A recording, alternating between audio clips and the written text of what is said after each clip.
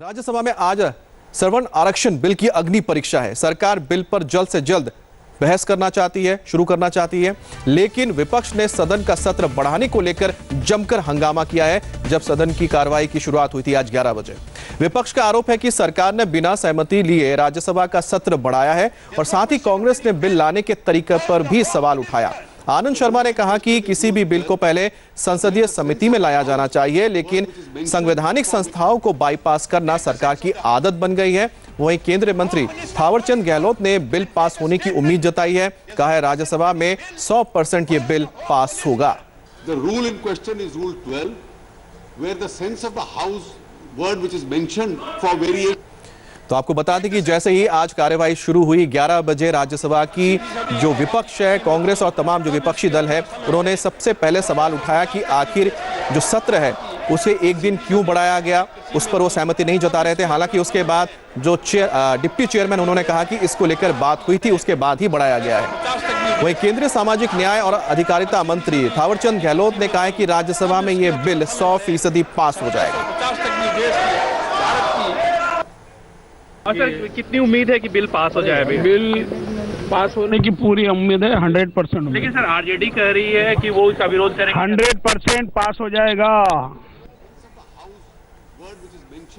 और सीधे आपको लिए चलते हैं Rajya Sabha.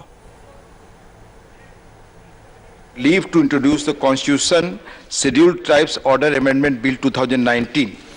Sir, I beg to move for leave to introduce bill further to amend the Constitutional Scheduled Tribe Order 1950 to include certain communities in the list of scheduled tribe in relation to the state of Assam. The question is that leave be granted to introduce the bill. Those in favor will please say aye. Aye. Those against will please say no.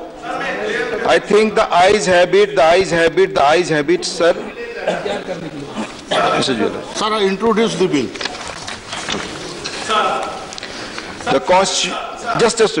The Constitution Scheduled Tribes Order Second Amendment Bill 2019. Sir, Say Jewel around to move for leave to introduce the Constitution Scheduled Tribes Order Second Amendment Bill 2019.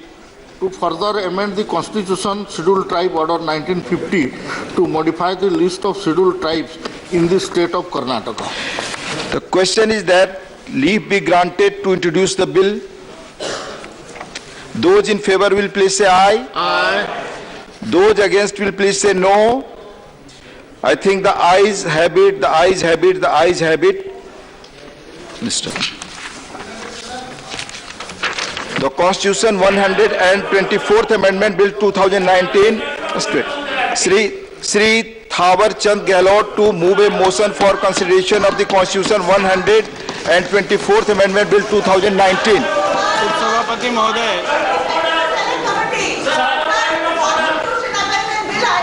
मैं प्रस्ताव करता हूं कि संविधान का और संशोधन करने वाले लोकसभा द्वारा यथापारित संविधान 103 संशोधन विधेयक 2019 पर विचार किया जाए। The motion moved.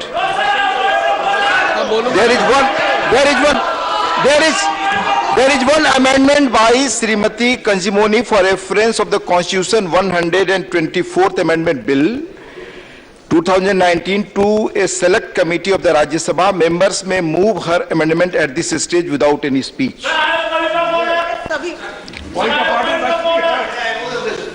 I move the bill. The motion for consideration of the Constitution 124th Amendment Bill 2019 as passed by Lok Sabha and the amendment moved thereto are now open for discussion. Sir, I move it. I want your decision.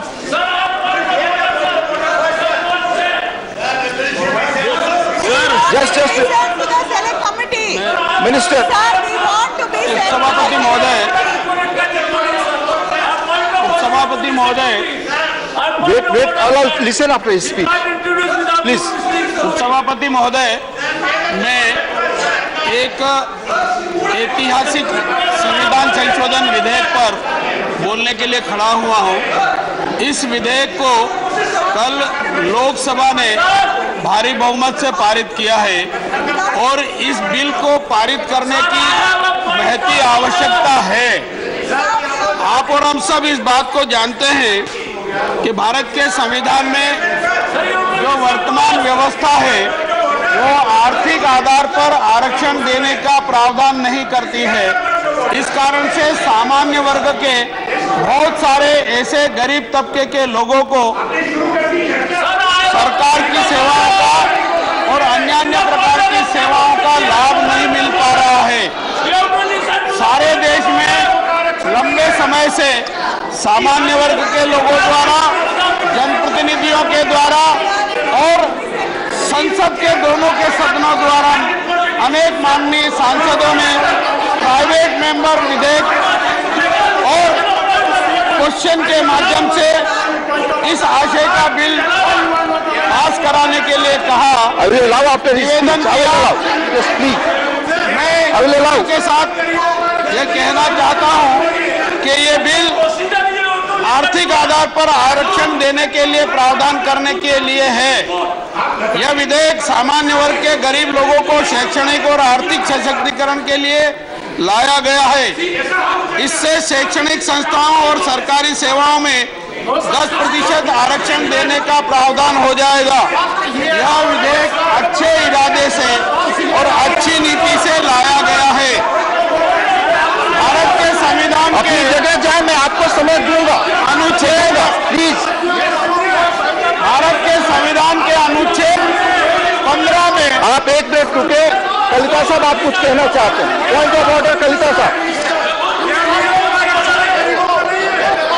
एक minute वो कुछ कहना चाहते हैं तो मुझे सुनने दो। Sir, this morning, एक minute. Sir, this morning you have seen and the members have raised. The situation is not noticed. Noticed is burning and there is nobody to answer to that. And the notice is burning and for the citizenship amendment bill. So sir, we demanded that the Home Minister should come and make a statement. The Home Minister should come and make a statement. Below that, beyond that, we have many other objections to this bill, sir. So we demand that Home Minister must come here and make a statement. Sir, please call the Home Minister. Please call the Home Minister and make a statement in the House. I'll ask Mr. विजय गोयल मंत्री। गोयल जी, असम के बारे में point of order में कुछ कहना चाहते हैं?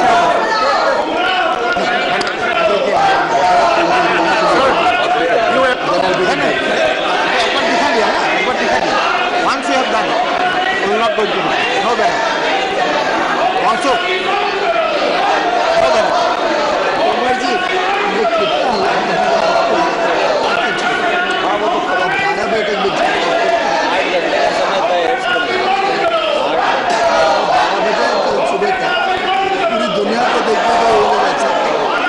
बोलने के लिए आपके बात को बोलने के लिए बोल रहे। कविता साहब, अपने लोगों को बैठाइए, हम माननीय मंत्री को कह रहे हैं, वो आपका जवाब देंगे।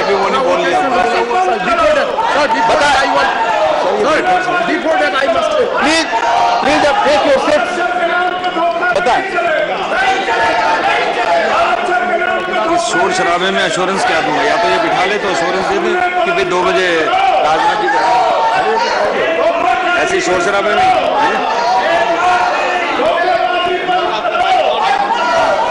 कांग्रेस लड़ जाएगी तो फिर आउट चल जाएगा।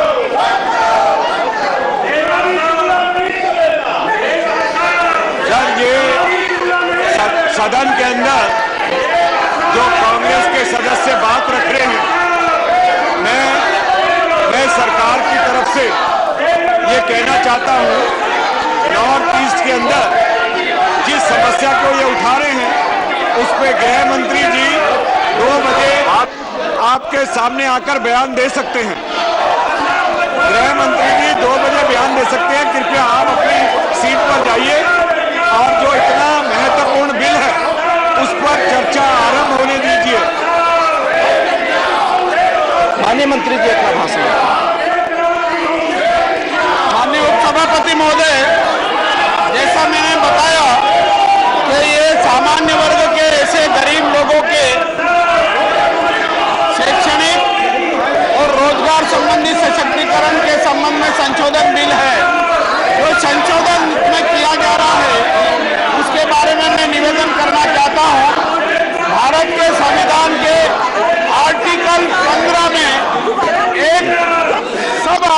केवल 6 जोड़ा जा रहा है और इसी प्रकार से संविधान के अनुच्छेद 16 में एक अतिरिक्त सब क्लास सब आर्टिकल 6 जोड़ा जा रहा है। वर्तमान में जो प्रावधान है उसकी जानकारी मैं पढ़ करके सुनाना चाहता हूं। संविधान के अनुच्छेद 15 में खंड 5 के पश्चात निम्नलिखित खंड अंतःस्थापित किया जाएगा, अर्थात 6 इस अनुच्छेद या अनुच्छेद 19 के खंड 1 के उपखंड 6 या अनुच्छेद 29 के खंड 2 की कोई बात राज्य को खंड 4 और खंड 5 में उल्लिखित वर्गों से भिन्न नागरिकों के आर्थिक रूप से दुर्बल किन्हीं वर्गों की उन्नति के लिए कोई भी विशेष उपबंध करने से निवारित नहीं करेगी और खंड 4 और खंड 5 में उल्लिखित वर्गों से भिन्न नागरिकों के आर्थिक रूप से दुर्बल किन्हीं वर्गों की उन्नति के लिए कोई भी विशेष उपबंध करने से वहां निवारित नहीं करेगी, जहां तक ऐसे उपबंध ऐसी शैक्षणिक संस्थाओं में जिसके अंतर्गत अनुच्छेद 30 मैं आग्रह करता हूं अपनी जगह जाए और ये बहस होने दे। ये महत्वपूर्ण बिल है, पूरा देश देख रहा है। शैक्षणिक संस्थाएं भी है, चाहे वे राज्य द्वारा सहायता पाने वाली है या सहायता नहीं पाने वाली है, जो आरक्षण की कोई चीज रिपोर्ट पर नहीं जा रही है आरक्षण सिवाय मंत्री जी के भाषण के अलावा।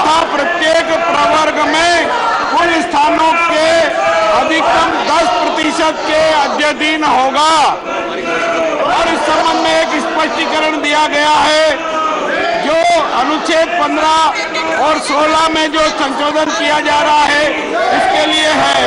इस अनुच्छेद और अनुच्छेद 15 के साथ 16 के प्रयोजन के लिए आर्थिक रूप से दुर्बल वर्ग वे होंगे जो राज्य द्वारा कुटुंब की आय और आर्थिक लाभ के अन्य सूत्रों के आधार पर समय समय पर अधिसूचित किए जाए। इसी प्रकार से आर्टिकल 16 में जो संशोधन किए जा रहे हैं वो इस प्रकार है। संविधान के अनुच्छेद 16 में खंड 5 के पश्चात निम्नलिखित खंड अंतःस्थापित किया जाएगा। जनता पार्टी आपके उज्जवल भविष्य के लिए समर्पित है। भाइयों और बहनों, कितने झूठ फैलाए जाते हैं, कैसे लोगों को गुमराह किया जाता है। कल के पार्लियामेंट के हमारे एक निर्णय से, और मैं आशा करता हूं जैसे बहुत ही तंदुरुस्त वातावरण में कल लोकसभा में चर्चा हुई, देर रात तक चर्चा हुई और करीब करीब सर्वसहमति से, कुछ लोग रहे जिन्होंने विरोध किया, लेकिन उसके बावजूद भी संविधान के लिए एक महत्वपूर्ण निर्णय कल लोकसभा ने किया। मैं आशा करता हूं आज राज्यसभा में, विशेष रूप से एक दिन के लिए राज्यसभा का समय बढ़ाया गया है, राज्यसभा में भी हमारे जितने जनप्रतिनिधि बैठे हैं वे भी इन जन भावनाओं का आदर करते हुए समाज की एकता और अखंडता को बल देने के लिए, सामाजिक न्याय की प्रक्रिया को आगे बढ़ाने के लिए अवश्य सकारात्मक चर्चा भी करेंगे और कल की तरह ही सुखद निर्णय भी तुरंत हो जाएगा, ऐसी मैं आशा करता हूं।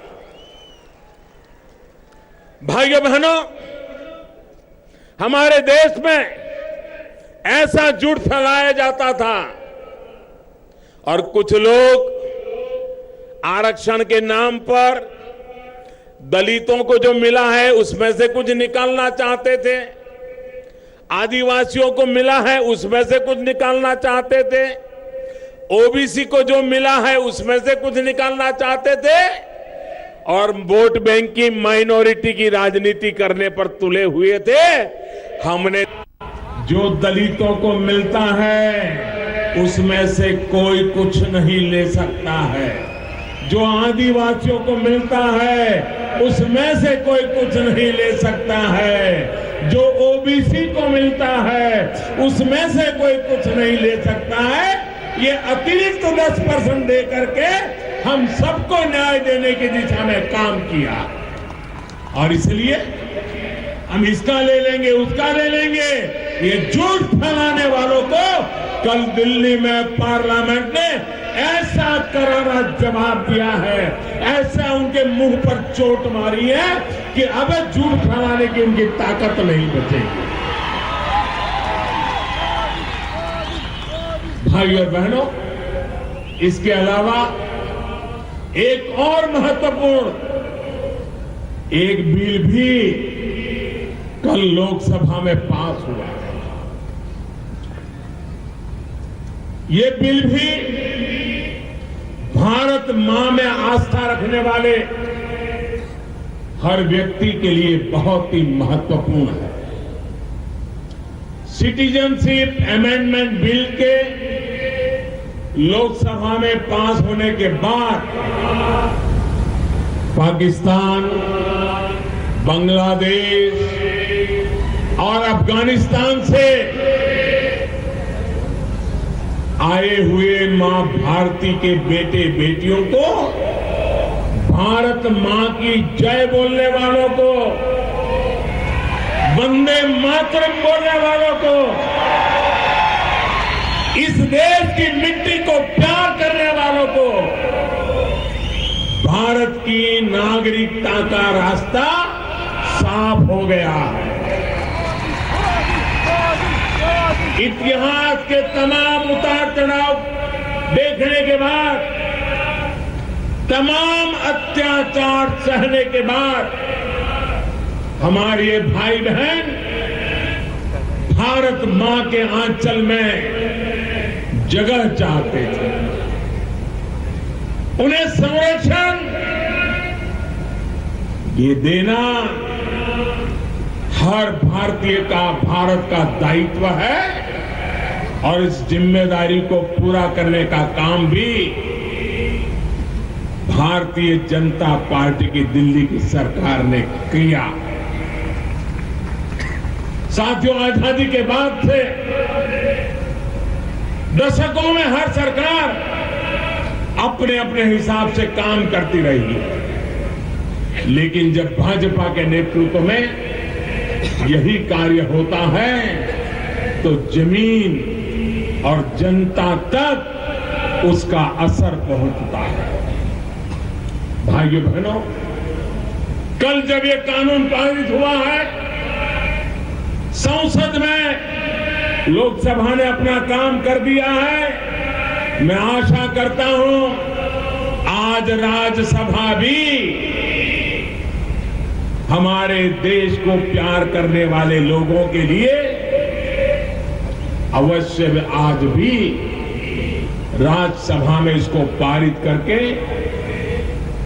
लाखों लाखों परिवारों की जिंदगी बचाने का काम करेंगे। भाइयों बहनों, मैं विशेष रूप से आसाम के भाइयों बहनों को, नॉर्थ ईस्ट के भाइयों बहनों को विश्वास दिलाना चाहता हूं कि कल के इस निर्णय से असम हो, नॉर्थ ईस्ट हो, वहां के युवा हो,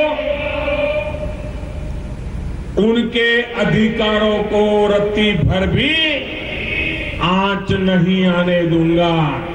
उनके अवसरों में कोई रुकावट पैदा नहीं होने दूंगा। ये मैं उनको विश्वास दिलाना चाहता हूं। भाइयों और बहनों, पहले की तुलना में जो बड़ा अंतर आया है वो नियत का है। सही नियत के साथ आवश्यक नीति के निर्माण का है। टुकड़ों में सोचने के बजाय समग्रता और संपूर्णता के साथ फैसले लेने का है। राष्ट्रहित और जनहित में कड़े और बड़े फैसले लेने का है। राजनीतिक इच्छा शक्ति का है। सबका साथ, सबका विकास हमारी सरकार की संस्कृति है, हमारे संस्कार है और यही हमारा सरोकार भी है, हमारी परंपरा भी है। गांव गरीब से लेकर शहरों तक इसी संस्कार के साथ नए भारत की नई व्यवस्थाओं का निर्माण करने का बीड़ा भाजपा सरकार ने उठाया। This nature will have serious implications on our society, and when Parliament makes law, Parliament should do it properly, and this bill has to go through certain procedure.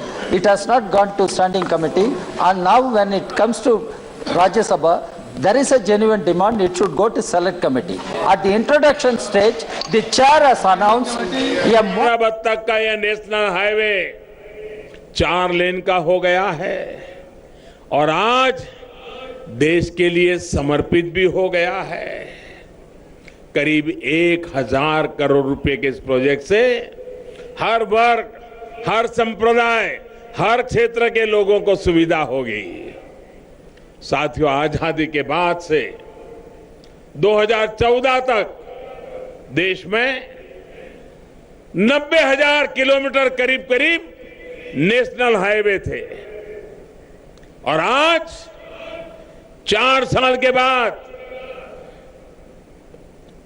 1,30,000 kilometre से अधिक के हैं। बीते 4.5 वर्षों में ही करीब 40,000 किलोमीटर के नेशनल हाईवे जोड़े जा चुके हैं। इतना ही नहीं, लगभग 5.5 लाख करोड़ की लागत से करीब 52,000 किलोमीटर नेशनल हाईवे पर काम चल रहा है। भाइयों और बहनों, नेशनल हाईवे के प्रोजेक्ट्स स्थानीय लोगों के लिए रोजगार के भी बहुत बड़े साधन है। देश में नेशनल हाईवे का नेटवर्क तैयार करने के लिए जो भारतमाला योजना चल रही है, विपक्ष और सरकार के बीच हुई बातचीत में तय हुआ, वो मैं आपको सूचित कर रहा हूं। अब मंत्री जी अपनी बात आप पूरी करें। सभापति महोदय, मैं ये बात बता चुका हूं कि इस देश के सामान्य वर्ग के आर्थिक दृष्टि से कमजोर वर्ग को शैक्षणिक संस्थाओं में और भारत सरकार और राज्य सरकार की सेवाओं में 10% आरक्षण देने की दृष्टि से इस बात को ध्यान में रख करके बात पूरा होने दीजिए, मैं आपको समय दूंगा। ये बात पूरा होने दीजिए, मैं समय दूंगा। जहां साहब please let the minister complete. I will give time to you. संशोधन किए जा रहे हैं और ये संशोधन इसलिए आवश्यक थे कि सामान्य वर्ग के, गरीब तबके के लोग हमेशा ये कहते रहते थे कि आखिर हमने सामान्य वर्ग में जन्म लिया तो कोई गुनाह नहीं किया है। हमारी भिन्न भिन्न कारणों से आर्थिक स्थिति अत्यधिक कमजोर है और भारत सरकार हो या राज्य सरकार हो या अन्य किसी प्रकार की कोई योजनाएं हैं, उसका लाभ हमको नहीं मिल पाता है। मैं समय दूंगा पूरा होने के बाद। मैं आग्रह करता हूं अपनी जगह बैठे। हम पिछड़े हुए हैं। मैं आपको गरीब सुन चुका हूं। कविता साहब परिवार के हो गए हैं। हमको भी आनंद जी जो भी समय आपने मांगा मैंने आपको दिया। आप आग्रह करूंगा कृपया का लाभ मिलना मंत्री जी को अपनी बात पूरी करने दें, इसके बाद ही मैं लिया है सोचूंगा। और ये निर्णय कोई जल्दबाजी में नहीं लिया है, अच्छी नीति से लिया है, अच्छे इरादे से लिया है, अच्छे सोच को लेकर के लिया है और उन लाखों करोड़ों सामान्य वर्ग के गरीब परिवारों के आर्थिक और शैक्षणिक सशक्तिकरण के लिए लिया है ताकि वो भी अपना जीवन यापन अच्छे ढंग से कर सके। जहां तक जल्दबाजी की बात है मैं निवेदन करना चाहता हूं कि इस विषय पर एक बार नहीं अनेक बार संसद के दोनों सदनों में प्राइवेट मेंबर बिल के माध्यम से भी विचार विमर्श हुआ है। अनेक बार अनेक माननीय सांसदों ने दोनों सदनों में प्रश्न पूछ करके भी इस प्रकार की समस्या के समाधान के प्रयास किए हैं। इतना ही नहीं तो मंडल कमीशन जब बना था तो मंडल कमीशन ने भी सामान्य वर्ग के गरीब लोगों के हित में अपनी राय दी थी। प्रतिवेदन में ये उल्लेख किया था कि इन गरीब वर्ग के सामान्य लोगों को भी 10% आरक्षण देने की व्यवस्था की जाए। और मैं बताना चाहता हूं सदन को कि 1991-92 में तत्कालीन प्रधानमंत्री जी की बात पूरी होने से साहब मनोज झा 10% आरक्षण किया था, किंतु उस प्रावधान को सुप्रीम कोर्ट ने अस्वीकृत कर दिया था। और वो अस्वीकृत करने का कारण ये था कि आर्थिक आधार पर आरक्षण देने का संविधान में कोई प्रावधान नहीं था।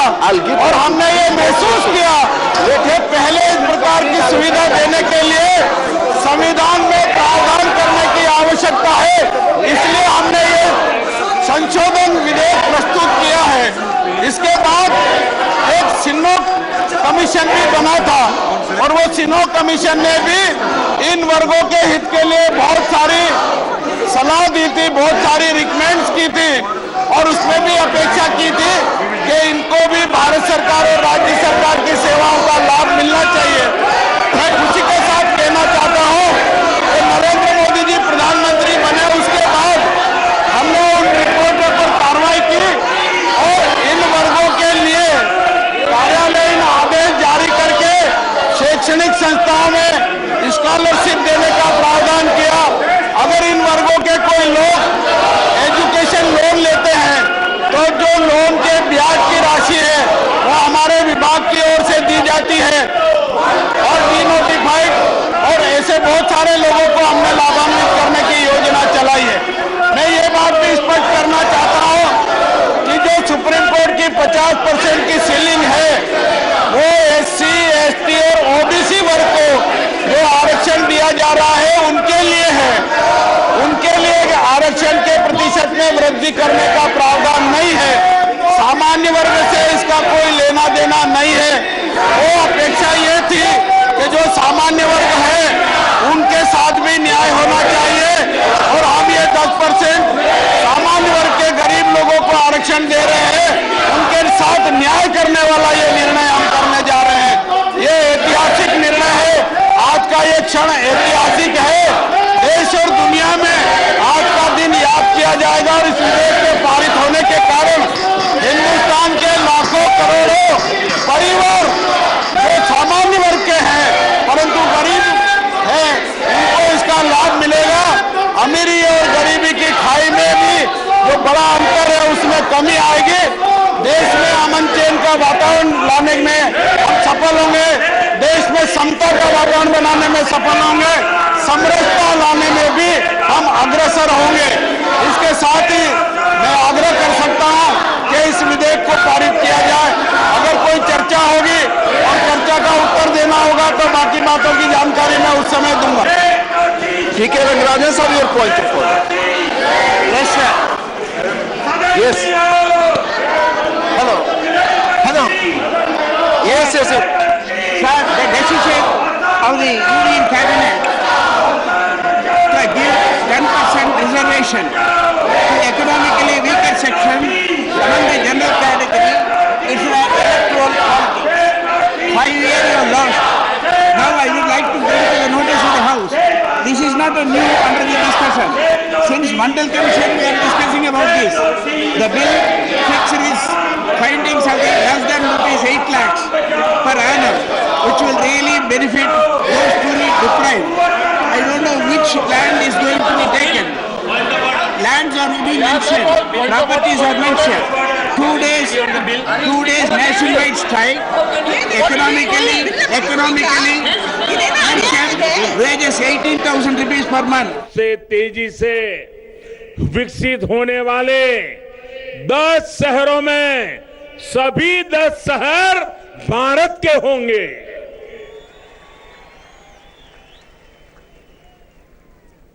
किसी भी भारतीय को एक गर्व की बात है। दुनिया के 10 शहर और 10 भारत कितना आगे बढ़ेगा इसका इसमें संकेत है। भाई और बहनों, ये दुनिया को दिख रहा है, लेकिन देश के कुछ लोग हैं जिनको सिवाय राजनीति के कुछ नहीं समझता। ये वो लोग हैं जिनकी पार्टी के शासन के दौरान हमारे शहरों की हालत बिगड़ती चली गई। आज यही लोग स्मार्ट सिटी मिशन का मजाक उड़ाने में कोई कसर नहीं छोड़ रहे हैं। साथियों, ये मिशन देश के that he was stalling this legislation. He accused Congress. But I tell you, why do we oppose this, sir? ये मध्य रात्रि की डकैती है सर। ओबीसी की हिस्सेदारी पर चुप रही है, शेड्यूल कास्ट की आबादी के हिसाब से चुप रही है। आप पॉइंट ऑफ ऑर्डर बताएं। पॉइंट ऑफ ऑर्डर कहा सर? प्लीज साहब, बेसिक स्ट्रक्चर के साथ छेड़छाड़ हो रही है सर। संविधान सभा बनाने under which rule? Under which rule? Please quote. 38A. Yes. Whereby Mr. Parliamentary Affairs Minister made sweeping statements which are incriminatory in nature for the entire opposition. This is not how parliamentary democracy. Shri Ripun Bora. ठीक था। Please आप please बैठ जाए। सबके point of order हमने सुने सुबह से जो भी है। प्लीज कनिमोझी जी ऑलरेडी कनिमोझी जी बोल चुकी है और उनको फिर मौका दें। Please Sir, my point of order is today morning when we have raised the objection, this Rajya Sabha TV is doing in a partisan manner, sir. Rajya Sabha TV is blackout. All our opposition, this is not point of order, please. Blackout by Rajya Sabha TV. This partisan episode. Under which rule you are quoting? It should be impartial, sir. It is the now I call Shri. शिलान्यास किया गया है। जब ये कार्य पूरे हो जाएंगे तो शहर के अनेक क्षेत्रों में पानी की लीकेज की समस्या से मुक्ति मिलेगी। वहीं से पीने का पानी का प्रोजेक्ट है, इसके बनने से शहर में पानी की समस्या भी काफी हद तक कम हो जाएगी। साथियों, इंफ्रास्ट्रक्चर के साथ साथ शहर के गरीब और बेघर व्यक्ति के लिए भी एक नई सोच के साथ हमारी सरकार काम कर रही है। देश का जन जन गवा रहा है कि कैसे एक तरफ चमचमाती सोसाइटी बन गई और दूसरी तरफ झुग्गी झोपड़ी का विस्तार होता रहा है।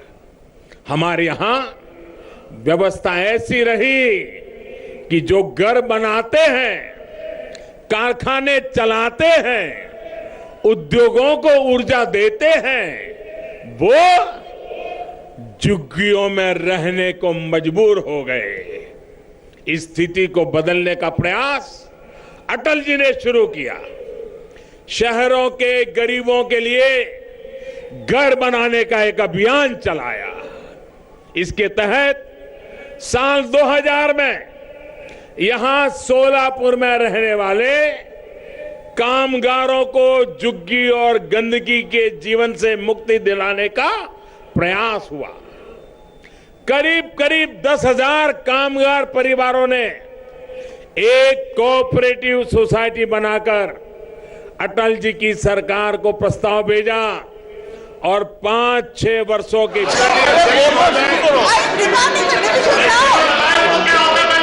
आप ऑलरेडी अध्यक्ष महोदय, संविधान 124वां संशोधन विधेयक 2019 भारत के इतिहास में आज का दिन मैं सबसे पहले लोकसभा में उन सभी लोगों को, सभी दलों को बधाई देता हूं जिन्होंने एक स्वर से इस विधेयक को पारित किया और उसी भावना के साथ मैं राज्यसभा में भी उन करोड़ों लोगों लोगों की आवाज अलकम जो वर्षों से इस बात के इंतजार में थे कि कब हमारा सपना पूरा होगा, आज राज्यसभा में भी एक मत से सभी इस विधेयक को पारित करेंगे, इसी उम्मीद के साथ मैं यहां खड़ा हुआ हूं। आदरणीय उपाध्यक्ष महोदय, जब हम पढ़ा करते थे, जब हम कॉलेज और स्कूल में थे, तब ये सुना करते थे, लोग कहते थे, लोग दुखी होकर कहते थे, हमारे विद्यार्थी दोस्त कहते थे कि आखिर कब होगा हमारा भला, हमारे नाम पर भी कभी कोई आरक्षण होगा। और ये सुनते सुनते वर्षों हो गए, लेकिन मैं नरेंद्र मोदी जी, भारत के उस ऐतिहासिक पुरुष को बहुत बहुत बधाई देता हूं, जिन्होंने करोड़ों लोगों की भावना को देखते हुए इस विधेयक को पारित करने के लिए सदन में लाए। जो लोग देश की भावना नहीं समझते, जो लोग देश की भावना नहीं समझते, वो उसी तरह वो बेल में आते हैं, वो विरोध करते हैं। अगर कांग्रेस में दम है तो कहे कि हम इस विधेयक का विरोध करते हैं, क्या वो कह सकते हैं? नहीं कह सकते। लोकसभा में समर्थन करते हैं और यहाँ पर आकर विरोध करने की बात करते हैं। मैं कहना चाहता हूं सभापति महोदय, अगर ये चीज इस आरक्षण से भारत में एक नया इतिहास रचा गया है, भारत में बात कही गई है, house is adjourned till 2 PM, house is adjourned till 2 PM।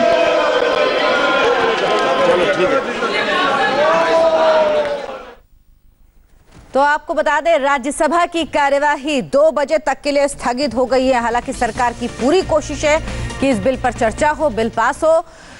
सरकार की तरफ से कहा गया, लोकसभा में जिस तरह से इस बिल को भारी समर्थन मिला है, राज्यसभा में उसी तरह से समर्थन मिले और लोगों की आवाज जो बरसों से दबी हुई थी, जो लोग बरसों से मांग कर रहे थे कि जो आर्थिक रूप से पिछड़े हैं उन्हें आरक्षण दिया जाए, उनकी मांग को इस सदन को पूरा करना चाहिए। जिस तरह से कल बहुमत के साथ, बहुत भारी बहुमत के साथ लोकसभा में इस विधेयक को पास किया गया, उसी तरह राज्यसभा में भी पास हो, लेकिन विपक्ष लगातार हंगामा कर रहा था और इसके बाद राज्यसभा की कार्यवाही 2 बजे तक के लिए स्थगित कर दी गई है।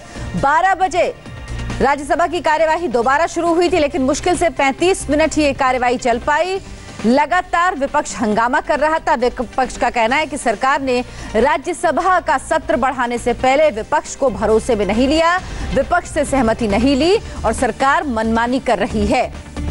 आज सुबह ही गुलाम नबी आजाद के घर पर समाजवादी पार्टी, बहुजन समाज पार्टी, इसके अलावा टीएमसी के तमाम नेता मौजूद थे इस विधेयक पर चर्चा के लिए। सरकार की कोशिश है कि इस पर आज चर्चा हो कि ये बिल आज राज्यसभा से पास हो जाए, लेकिन लगता नहीं इस वक्त राज्यसभा की कार्यवाही जिस तरह से स्थगित हुई है कि विपक्ष सरकार का साथ देने के मूड में है।